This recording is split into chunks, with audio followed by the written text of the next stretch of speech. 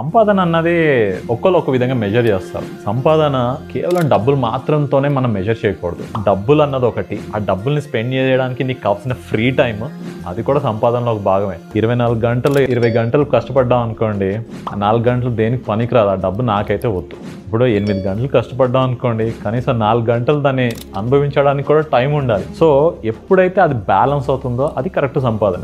Next వచ్చేసి సంపాదన అన్నది మాత్రమే హ్యాపీనెస్కి ఒక మెజర్ అనుకుంటే ఈ డిప్రెషన్ కానీ ఈ యాంగ్జైటీ డిజార్డర్స్ కానీ రిచ్ పీపుల్ అసలు ఉండకూడదు.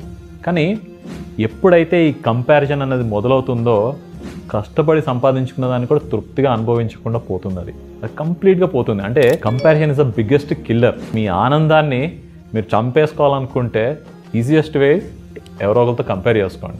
కంపారిజన్ ఎవరితో కంపేర్ చేసుకోవాలి? మనతో మనం కంపేర్ చేసుకోవాలి. ఎప్పుడైతే మనతో మనం కంపేర్ చేసుకుంటామో, నిన్నటి మన హ్యాబిట్స్ని మనం ఈరోజు ఎలా కంపేర్ చేసుకుంటామో, ఎట్లా మోడిఫై చేసుకుంటామో మన డెస్టినీ అనేది అలా డిసైడ్ అవుతుంది. ఐఎమ్ డాక్టర్ శ్రీధర్ దేవు, బై ప్రొఫెషన్ ఎండోవాస్కులర్ ఇంటర్వెన్షనల్ రేడియాలజిస్ట్ని.